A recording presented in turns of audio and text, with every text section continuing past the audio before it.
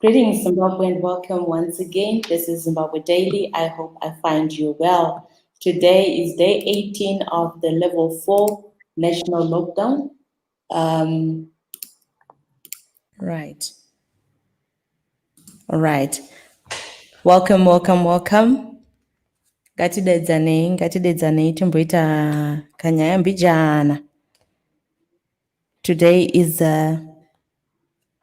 day 18 of the level 4 national lockdown. Remember that we've been under lockdown for the past number of months, since 30 March 2020, and now we are in 2021. The vice president and also the health minister announced a level 4 national lockdown, which brought back some stringent lockdown measures involving people not really traveling except for the essential services. And we want to have further conversations around the issue of the COVID-19 virus. And today I am joined by a good friend of ours here on Zimbabwe Daily, Mr. Brian Kagoro. Please tell us a little bit more about yourself before we get into this conversation. I'm Brian. I have many names, but let me just say Brian Kagoro. I trained as a lawyer, and I've worked over the last 20 years in development, interested in the social and economic transformation of Africa, and in particular, the relationship between social issues such as health, education, water and sanitation, and economic issues such as growth, how to ensure that growth is inclusive, how to make sure that growth is sustainable, but also affordable for the majority of poor people. I come from a background of working on governance, so I'm interested also in how the public sector in Africa, which means African policymakers, governments, parliaments, and judiciaries ensure that the economic and social aspirations of citizens are met. Awesome. And this is just a wonderful cocktail and basket of what you are able to offer us, because today, as we are doing our countdown in this COVID-19 lockdown, there are so many aspects that continue to rise in our public space, the fears that are there that people have, the concerns that people have, the doubts, the mysticism that has covered the issue of COVID-19. And now with this talk of an availability of the COVID-19 vaccine, people are still talking about that. So I thought to have this conversation, Mr. Kagoro, because I really feel we need to, you spoke about health education. I think there has been a communication around COVID-19 that did not sit well with the people, or that miscommunicated the whole subject of COVID-19. And I just want us to come to that in terms of what the people have been told and what they got to understand about COVID-19 versus the reality of COVID-19. Yeah. So I want you to come in on there to explain to us what you've picked from the people's expressions around COVID-19. Yeah, so I have seen impressive sets of claims, videos, as well as church sermons, both Christian and Islamic, about COVID-19. The first claim being that it was a flu, that it would pass away. Obviously, we now know, because of the impact on global health, the increase in the number of deaths, including deaths of prominent citizens. The second was that this would not kill Africans, that the heat in Africa would decimate COVID-19. Clearly, for those who are attending burials of relatives, of loved ones who have succumbed to COVID-19, you do realize that it did not necessarily die because of the heat in Africa. Some of the highest numbers, which is when you look at the figures, are in Egypt, in Libya, and parts of West Africa, where the temperatures are very high, phenomenally high. You had the myth, of course, that it doesn't kill young people, that it's only old people and mostly people who are overweight, who have pre-existing conditions. I think we've had a number of deaths over the last couple of months of persons who were deemed to be fit, who had no pre-existing conditions, and so on and so forth. And then, of course, the other myth was that, look, you could cure this using all sorts of things. Dr. Solo Ayongwenya, who heads Impilo Hospital, sent a message on Facebook just warning people that if you steam when you are already exhibiting symptoms, you are in essence endangering yourself. Or if you are late in going to hospital, you will have challenges. So that was the myths around the biomedical, but there were myths around the faith and religious. Africa is a deeply religious continent.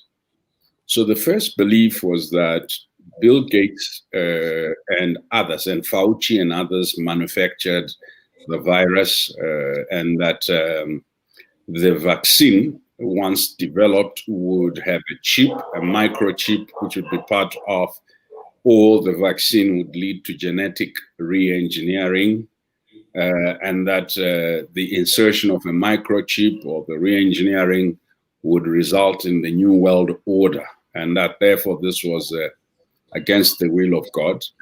Just two things: the mRNA, the technology, nanotechnology that is used in the vaccine, is different from how we've historically produced vaccine in the sense that this actually uses, it seeks to target the protein spikes in COVID, the protein spikes that are used to infect.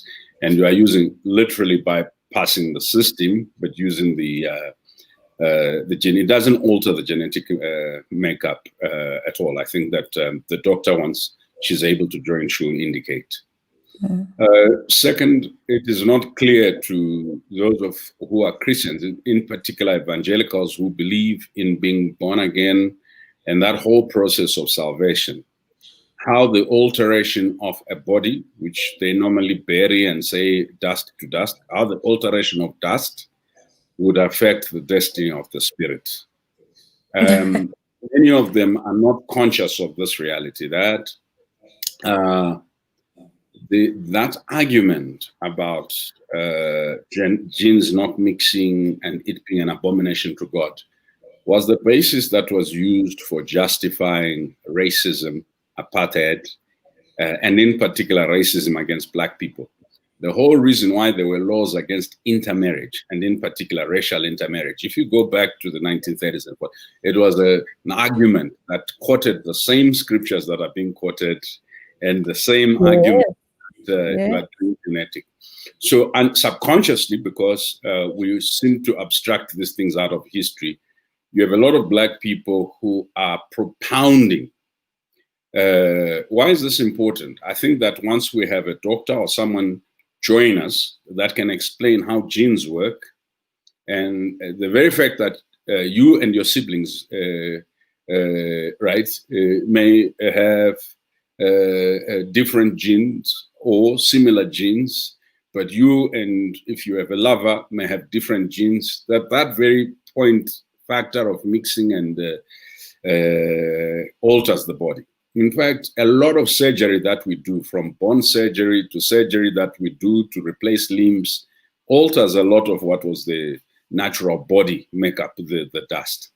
So it seems to me that what faith has done is made everybody focus on matters of materialism and the human body, and forgotten, if you go to the scripture where Jesus in Matthew 25 is talking about what will be the basis of judgment of admission or non-admission into heaven, when he says, in that day, many shall come and say, Lord, Lord, did we not prophesy in your name? Did we not heal the sick or cast out demons in your name. And Jesus will reply, depart from me, I never knew you. I was hungry, you fed me not. I was naked, you clothed me not. I was in prison, you visited me not, and so on and so forth. And the basis there counter and juxtaposes two things. What is that mission that all religion must serve? It is this empathy towards humanity and service to the less privileged or those whose rights are undermined. In fact, if you read this with Luke 4:18 and Isaiah 61, that says, the Spirit of the Lord is upon me, for he has anointed me to preach the good news to the poor, to declare liberty for those that are held in captivity, to give them beauty for ashes, to give them a spirit expressive of praise instead of a heavy and burdened spirit. That is the fundamental focus for at least those who are claiming to be Christian. That the trouble was always going to come into the world. And Jesus himself said, don't be afraid of those that kill the flesh. They can't kill the soul. No vaccine can alter the makeup of your soul, right? So once we've retired that religious argument, we now go to the economic argument, right? And social argument. The one thing that the conspiracy theories are raising that has at least some measure of truth is that for most vaccines, history has taught us that you must fully appreciate the risks, which are physiological, both short-term and long-term. And unfortunately, for many of the new vaccines, the long-term risks are not fully appreciated, partly because the testing periods, although thorough, have been short, and the ability to determine what those risks would be perhaps remains limited, partly because the alternative research by any other entity other than the pharmaceuticals that are producing these vaccines has been limited. So it is correct that people have a right to be apprehensive about the risks. The solution is therefore to demand from the big pharmaceuticals and from governments a tighter regulation, a system of accountability. Because if you are going to vaccinate in order to get herd immunity, you've got to vaccinate about 60% of your population. Right. If there are huge risks and you're vaccinating 60% of your population and those risks are not known, so even if the risks are known, so let me blend both law and the medicine. All medication that you take, from painkiller, right, to, if you like, antihistamine, any medication, if you read the package insert, that's a little paper they put in the box. It shows you indications and risks. There is nothing that's made of chemical that we take into our body, from food to medicine, that carries no risk. The requirement, though, is that the full risks must be indicated so that when you are taking that substance in, the risks are fully appreciated, right? With respect to the vaccine, so that the liability of the pharmaceutical companies and states is well known. I'll come to the issue about mandatory bit, but the other things with the vaccine are the following. So I've talked about the risk. The second is the cost, right? So the storage conditions are onerous. The cost, the question is whether our governments can afford the vaccine. Let's assume that the vaccine is donated so they don't have to buy it. The question is whether we have the logistical competence. So you saw this morning on social media, people discussing South Africa, that in America they're doing 100 million, trying to do 100,000 doses a day. South Africa is talking about 750. The sheer logistical, I mean, it's a Herculean task, right? Right. I have not had a plan. We keep getting told there's a plan, but part of accountability and transparency from the government is, by and large, our health workers have had the worst deal over the last 10 years, number one, right? They're poorly paid, they are overstretched, underappreciated, and just dealing with issues such as their insurance, social protection. There's been a struggle because the arrogance with which some people within government have responded to doctors the nurses and frontline is unbelievable. We cannot roll out a vaccine without the full complement of medical personnel and expertise that we require. So the second question you ask, do we have the entire spectrum of experts that we need? The second, do we have the storage condition, given the power cuts and so on and so forth? These vaccines have to be stored at a certain temperature. And even developed countries have been struggling. I have not seen any movement on the part of government to put in place the storage conditions required for the vaccines, let alone logistically. How will we move from Zarabani to Binga to past Bulawayo to Bait Bridge and ensure that citizens across get this? That logistical preparedness that brings together various competencies in the public and private sector in order to roll out the vaccine, putting together a winning team, and not just assuming that this is the same as delivering school textbooks, or this is the same, because we have to have on site people who can record meticulously the impact, the effect. And remember, it's 2 doses for some of these vaccines. So you do require, the record keeping is unbelievable. So we do not know the IT system that they're going to use, the IT firms, or which set of experts, just recording. I'm not even talking about the medical. So there's huge medical outlay of medical experts. There's huge outlay of also people who help with recording. Let's assume we're going to use the civil service or civil servants. Have we identified, have we aggregated and allocated as per province? This is not like running an outfit to rig an election. This is running an outfit to save lives. Right. And in doing so, one thing that you require is national consent and consensus.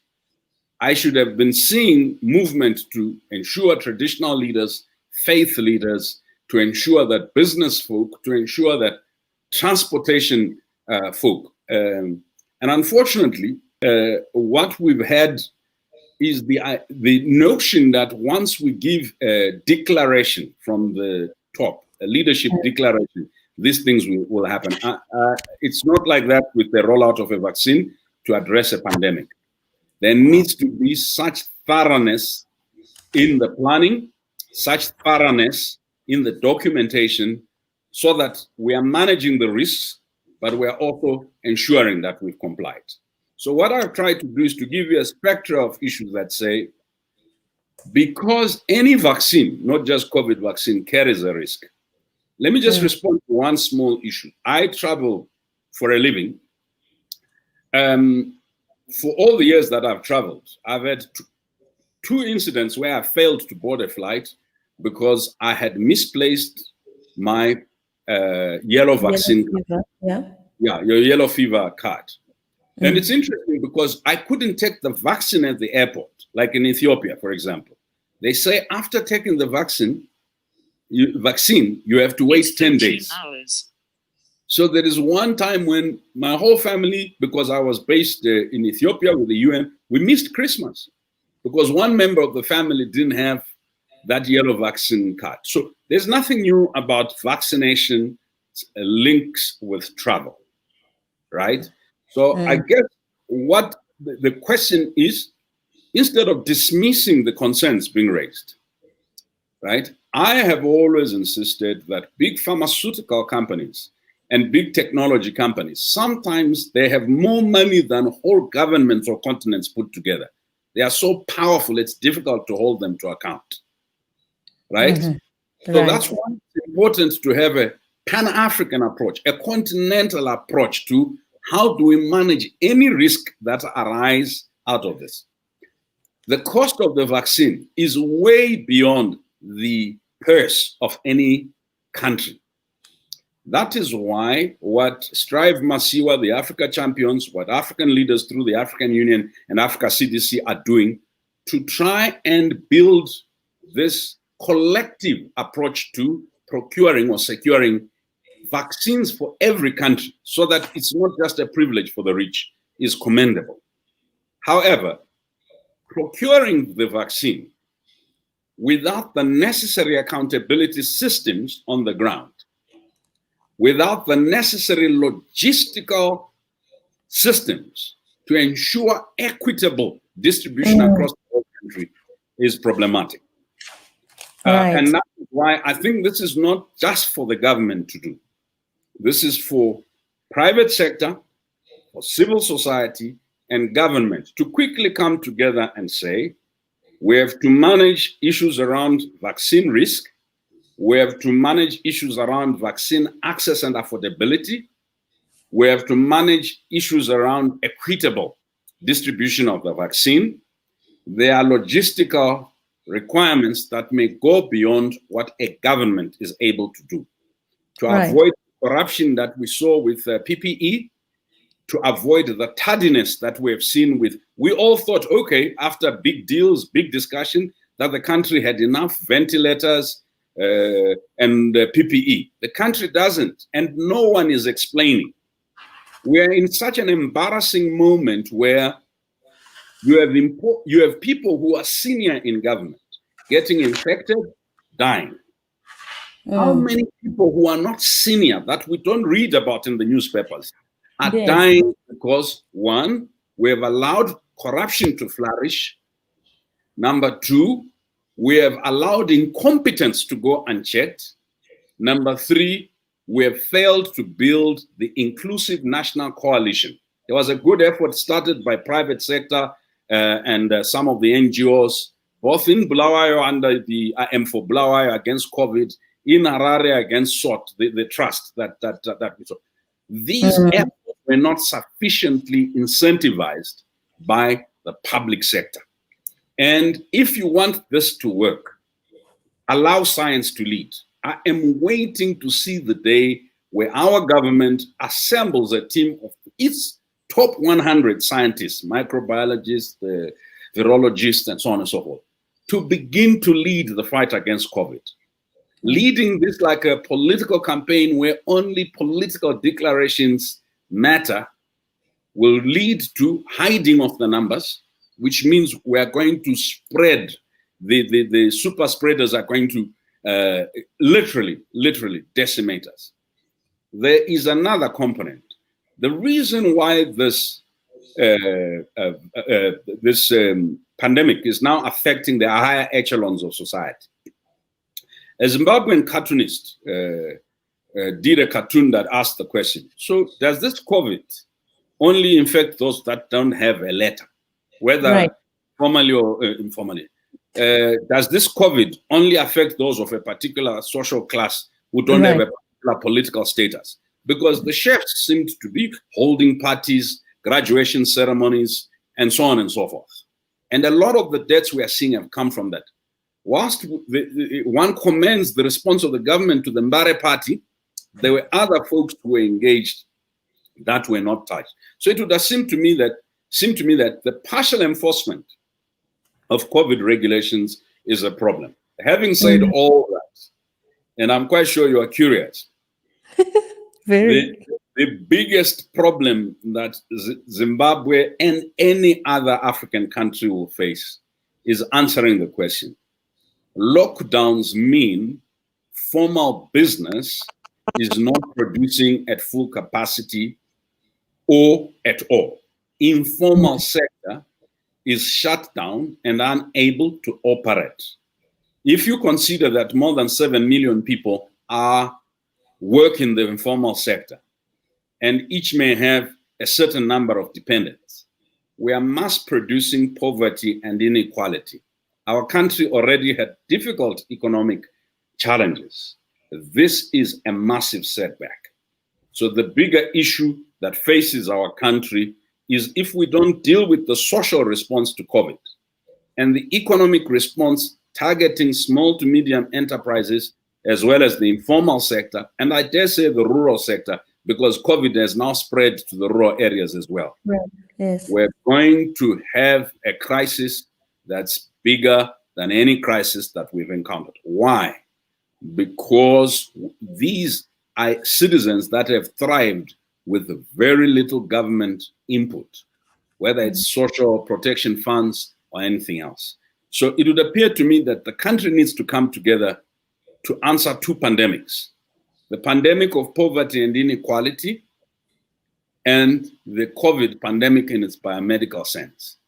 And the enforcement of COVID regulations alone won't solve pandemic number two. If pandemic number two is not solved, if poor people don't have anything to eat, they're not going to sit in their homes and watch their children die. Right. You're going to have a violation of the COVID regulations. Right. This requires that the government, the private sector, labor rethink what and how we do informal trade and how we enable those citizens who are self-employed to earn a living. So there is an opportunity for a radical rethink of economic, social policy, a radical rethink on how we do regulation to comply with COVID without undermining the very essence of an economic recovery. And for me, it's not possible without being very, very effective in addressing not just corruption, but addressing rules and regulations that we had before that constrained the ability of citizens to contribute. We are asking people to do homeschooling in some instances. Tell me, what is homeschooling when I have no electricity, I have no computer, I have no textbooks, and I live in a very tiny little place? It seems to me that this is a moment of reckoning. It's not a political partisan issue, because each country across the world is facing this moment of reckoning. But the imagination that takes us out of this moment cannot be political partisan. I think in Zimbabwe, we need to go beyond the silliness where whether you are ruling party or opposition, you think you can do it alone. Yes. Yeah. And also, that is our biggest issue. And I just want to come in there, Mr. Kagoro, because I think you have highlighted quite a number of issues I hope I've been able to capture, and I hope our viewers also have been able to capture and follow. And please, we're coming to you live, so you can send in your questions to our expert in the studio today. You can send in your questions, your concerns. Would want to hear from you. Thank you, Apostle Duncan Manyonda, for coming through. Just following. We love to hear from you, and we love to hear what you say. So call the other guys and also come on board so that we can have this conversation. One of the biggest tragedy that we have in our country, Mr. Kagoro, is that we involve ourselves in conversations that are not helpful for the benefit of the society.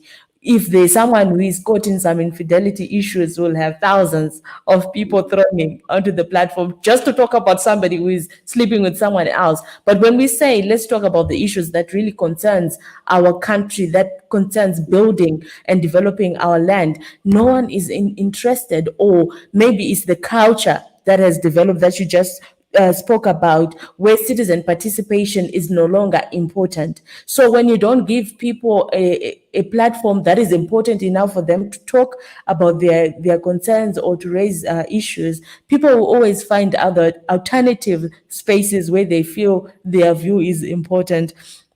So I hope all our Zim Daily followers and policymakers, and all of you who have got an opinion and a thought about this issue will come on board so that we do have this conversation. Now, I want to come to you because I think you managed to categorize the challenge of COVID-19 as we are facing it today. Now, I want to come onto the economic and social argument. And I think, like you've rightly said, unless the government deals with the pandemic, the hunger pandemic that we're having, then they will definitely undermine the regulations for the lockdown. And I think at the moment, Zimbabweans, the first day, there was literally no one in town. I mean, there were a few people in town, but day 18, town is literally full. Yes, the police have come through to say we are introducing more measures to make sure that we clamp down, but people are finding their ways into those spaces where they're able to make a living for their family. Now, You also raise a fundamental issue, and I think that's where the whole "I won't take the COVID vaccine" is coming from.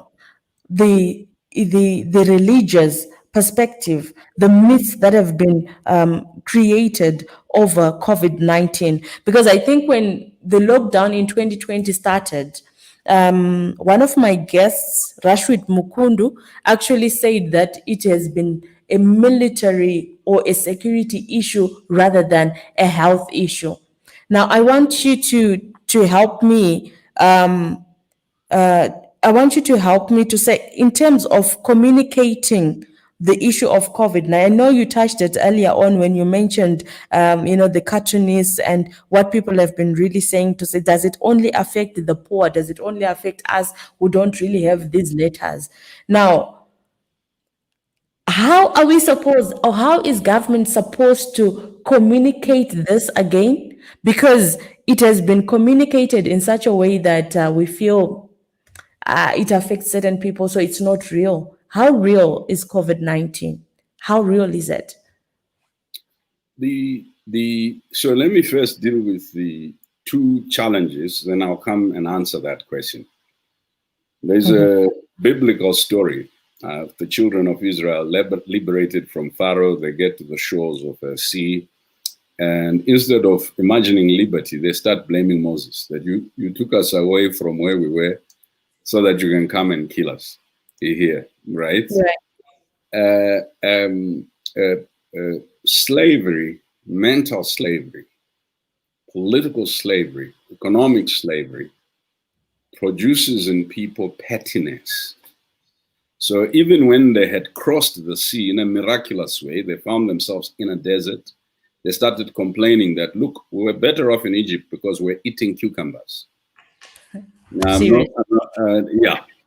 that pettiness that you are describing, that we are more fascinated by sitcom type issues, people's sexual and other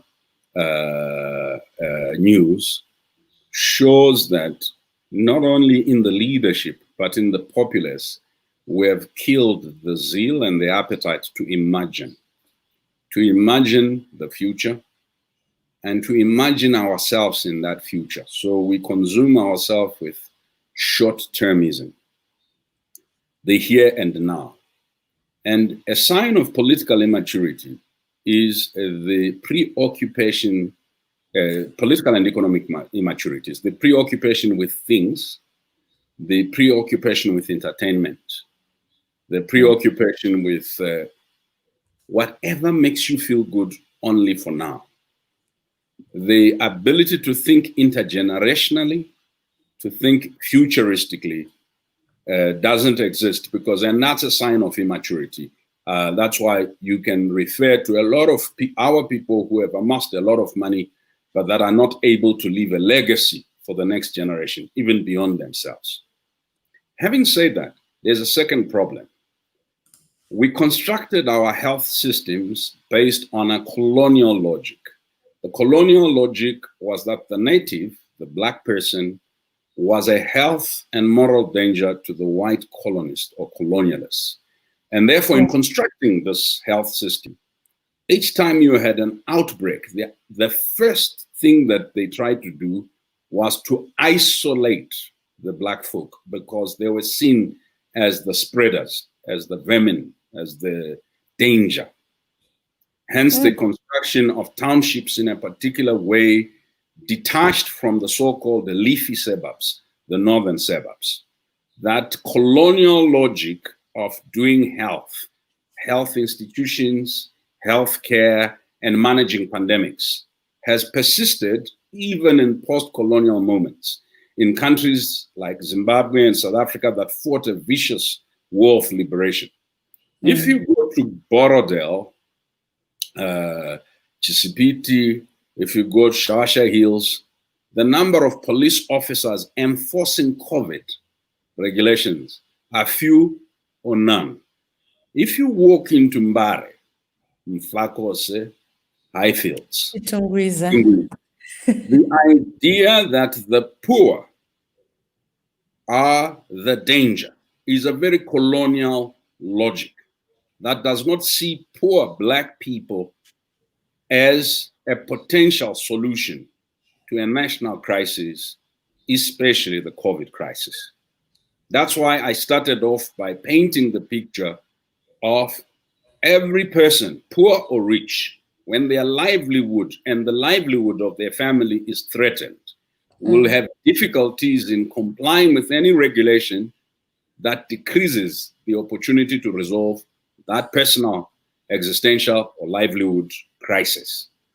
In other countries, what they've done is they made sure there were huge sanitization, huge water supply, huge alternative accommodation within those areas that were crowded to minimize the options of poorer neighborhoods or low-income neighborhoods becoming super spreaders. Indeed, the experience of Zimbabwe thus far shows that there's been a greater danger posed more by the elites, middle class, working class folk than there has been by poor people.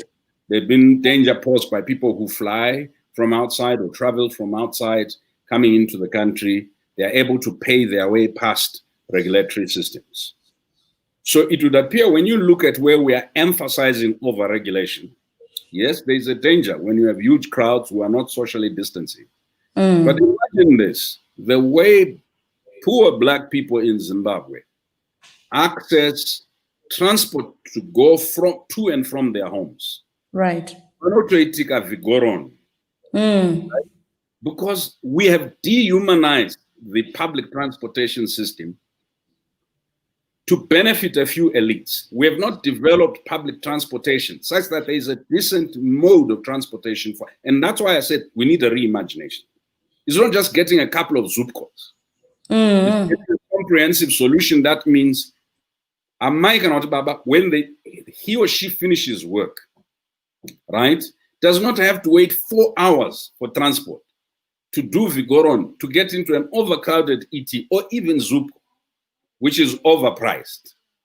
So for me, what this says to us is how this is an opportunity to deal with poverty. This is an opportunity to deal with inequality. This is an opportunity to address the greed and elitism in our society. And we cannot address it purely through policing, through military. So let me go back to what your guest said a couple of months ago. COVID is a global health crisis, but that is given wings by the social determinants of health and economic determinants of health, right? No shelter, largely for poor people living in crowded areas. I've talked about public transportation. I've talked about the informal sector and the lack of infrastructure to make the informal sector more humane, make people earn their living in a dignified way, right? So we've ended up forcing people to trade in dirty corners in places where we have not even made an effort as local councils to provide public toilets and other forms of sanitation, water taps, and so on and so forth. And we have not even made an effort to deal with questions of litter or littering, and so on and so forth. And that lack of a comprehensive approach to resolving the poverty crisis in our country will mean that we are not able to exit the full impact of COVID, even if we vaccinated everybody. So what I am calling for is for every single one of us, not just government, to see this as the biggest existential crisis our country has ever faced. Right. That COVID can either have minimum influence because we have had optimum inclusive responses as a collective of Zimbabweans, or it can have catastrophic effect because we are taking little responses that are not integrated and that don't recognize that this is the time not only to come together, but to become serious. It's not political point scoring. Right. Right, it's not political point scoring. Zimbabwe, we're coming to you live right here on Zimbabwe Daily. So if you have got a question or contribution, do feel free to send it through. My general says it was never a military issue. People must stay at home. People are dying. Now, you mentioned quite a number of issues that could actually make the pandemic a catastrophe, in our country, because the issues that you raise, the issue of water, there's no water in Chitungwiza and there's no water in most suburbs in Harare. We have to go and queue up somewhere. And the whole social distancing thing is only, exercised right at the gate to entering the borehole area. But otherwise, wherever people are gathering, there's no social distances. The issue to do with our infrastructure for the informal traders, they sell anywhere, anyhow, and those places are not even cleaned. The issues to do with homeschooling. What am I homeschooling with? What resources are available to me? The new curricula just threw people out of sorts. People don't know how to deal with it. We learned during a time when the new curricula was not in existence. So what is it that I'm going to teach my child that the old curricula still has? So those are some of the issues that continue to make this whole COVID-19 lockdown very, very challenging. And housing, indeed, if someone in my community is COVID-19 positive, how are they even going to quarantine themselves? How are they going to self-isolate when we literally live there? Families that I've seen who live 3 generations in the same household. So how are they going to address those issues? And indeed, there is need for all of us to come together and stop politicking, especially around the issues to do with COVID-19. I don't really have any more to add, because I think, Mr. Kagoro, you highlighted on almost all the facets that we really needed to go through, deal with the myths, deal with the challenges, and proffer solutions. And the solutions are there for all of us. Unfortunately, I don't think Dr. Manangazira is going to be able to join us anymore, because she mentioned that she was in a meeting. She just sent a message: my apologies, I'm still in the meeting with my principals, perhaps some other time. So we'll definitely invite her over so that she give us the scientific findings of the distribution, the determinants, and the health-related states and events around COVID-19 and the demographics that have been affected. Because I think, like you highlighted, we have not really had the medical experts, our microbiological scientists, the scientists themselves, and all those people coming through to say, this is what we have discovered about the COVID variant in our country. Now we have just before you go, Mr. Kagoro, we have these different variants. We have the South African variant. In the UK, we've heard there's a new variant. We are seeing a new wave in China, in France, etc., which is pushing those countries into making sure that they vaccinate their populations. Now, where does it place us? What should we be doing with the information about the new variant coming through? So basically, what the scientists are telling us is that the variants have multiple spikes that escape the immune protection. This is spike protein. And they fear that because of the mutation, that it may escape the protection offered by the vaccines. And I don't think that we should dwell on that doomsday, because we must deal with the first outbreak, and then concern ourselves with the variants. And dealing with the first outbreak, and I've already said that because of the mutations, Zimbabwe needs to emphasize the leadership of science and technology. Because for us to cover our country, given the infrastructural and logistical difficulties, we need those who are competent, both in science and technology, to lead this response. so that politicians focus on communicating what the scientists would have told them. They focus on mobilizing goodwill. And I would call upon the faith leaders to be mindful that this is not a time for religious sensationalism. As much as they are bearing members of their flock every week, and as much as even they are in hiding, because if this was a fiction, the pastors would be running around the streets because they have immunity. But even they and their families are in hiding, or they're keeping socially distanced. It is useful that the Bible that they preach says, a wise man sees danger coming and he hides. I assume a wise woman too. There is danger, and that danger we've seen in South Africa, we've seen in America, we've seen in the United Kingdom, in Italy, in China.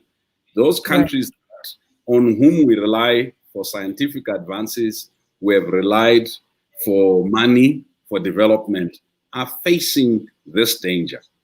It would be foolish for us to assume that we ourselves would not face the danger. And so our best protection is wisdom. And wisdom requires that, whilst we require that people stay at home, because our economy, unlike the American, the British, the South African, is majority informal sector. So my point was, deal with the existential crisis that the majority of Zimbabweans who work in the informal sector face. There is a second angle which has not been comprehensively dealt with. Although we have few formal sector jobs, if we do not protect the formal sector jobs, and we are not doing anything to address the informal sector, we will have a crisis. Hence my call, and thank you so much, Zim Daily. Hence my call that it is all hands on deck. Every citizen, no matter their race, their political persuasion, their age, must join the fight. But the fight requires leadership, not tomfoolery.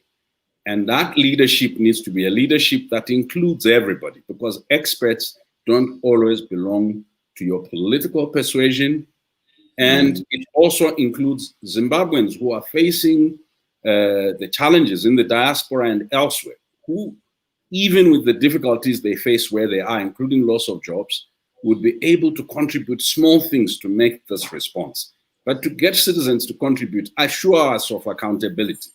As long as you have citizens feeling that whatever they contribute will be looted, they will not contribute. We need a new army, not an army in military fatigues, but an army with a moral and ethical and patriotic commitment to ensure that our country is not killed by incompetence, by greed, and by the pandemic of poverty and inequality. And that army is a cross-party, cross-race, intergenerational army. Thank you. Thank you so much, Mr. Kagoro, for joining us once again on Zimbabwe Daily. May the good Lord keep you safe and protect you as you social distance, as you put on your mask, and as you ensure that your family is also safe. Thank you. Thank you so much. Awesome. Thank you so much, Zimbabwe, for joining us for this conversation with Mr. Brian Kagoro. He is, like you've heard, he's an expert in social and economic transformation issues. And we brought him on board so that we can get to have an appreciation of the various myths that have been going and making rounds around COVID-19. And the clarion call is that COVID-19 is real.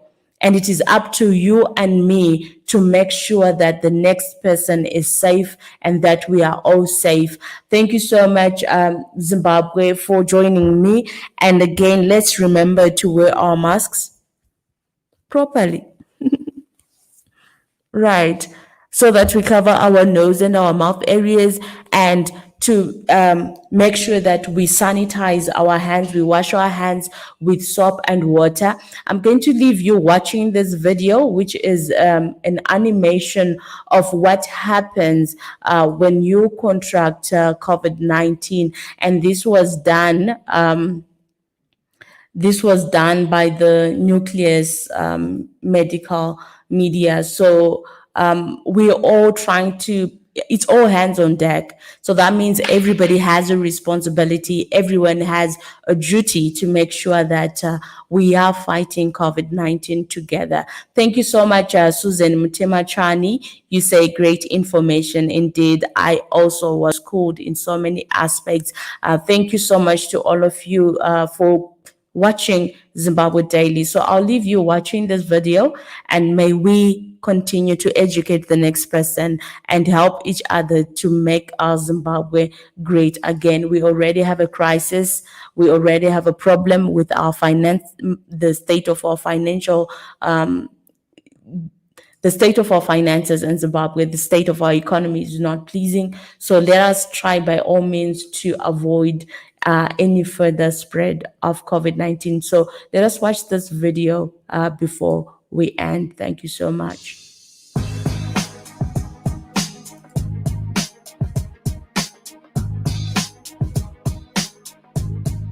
This is SARS-CoV-2. It belongs to the family of coronaviruses named for the crown-like spikes on their surfaces. SARS-CoV-2 can cause COVID-19, a contagious viral infection that attacks primarily your throat and lungs. What actually happens in your body when you contract the coronavirus? What exactly causes your body to develop pneumonia? And how would a vaccine work? The coronavirus must infect living cells in order to reproduce. Let's have a closer look. Inside the virus, genetic material contains the information to make more copies of itself. A protein shell provides a hard protective enclosure for the genetic material as the virus travels between the people it infects. An outer envelope allows the virus to infect cells by merging with the cell's outer membrane. Projecting from the envelope are spikes of protein molecules. Both a typical influenza virus and the new coronavirus use their spikes like a key to get inside a cell in your body, where it takes over the cell's internal machinery, repurposing it to build the components of new viruses. When an infected person talks, coughs, or sneezes, droplets carrying the virus may land in your mouth or nose and then move into your lungs. Once inside your body, the virus comes in contact with cells in your throat, nose, or lungs. One spike on the virus inserts into a receptor molecule on your healthy cell membrane like a key in a lock. This action allows the virus to get inside your cell. A typical flu virus would travel inside a sac made from your cell membrane to your cell's nucleus that houses all its genetic material. The coronavirus, on the other hand, doesn't need to enter the host cell nucleus. It can directly access parts of the host cell called ribosomes. Ribosomes use genetic information from the virus to make viral proteins, such as the spikes on the virus's surface. A packaging structure in your cell then carries the spikes in vesicles which merge with your cell's outer layer, the cell membrane. All the parts needed to create a new virus gather just beneath your cell's membrane. Then, a new virus begins to bud off from the cell's membrane. Now, with the virus spreading in your body, how can you develop pneumonia symptoms? For this, we'll have to look into your lungs. Each lung has separate sections called lobes. Normally, as you breathe, air moves freely through your trachea or windpipe, then through large tubes called bronchi, through smaller tubes called bronchioles, and finally into tiny sacs called alveoli. Your airways and alveoli are flexible and springy. When you breathe in, each air sac inflates like a small balloon. And when you exhale, the sacs deflate. Small blood vessels called capillaries surround your alveoli. Oxygen from the air you breathe passes into your capillaries, and then carbon dioxide from your body passes out of your capillaries into your alveoli so that your lungs can get rid of it when you exhale.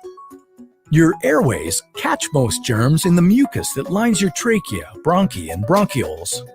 In a healthy body, hair-like cilia lining the tubes constantly push the mucus and germs out of your airways, where you might expel them by coughing. Normally, cells of your immune system attack viruses and germs that make it past your mucus and cilia and enter your alveoli.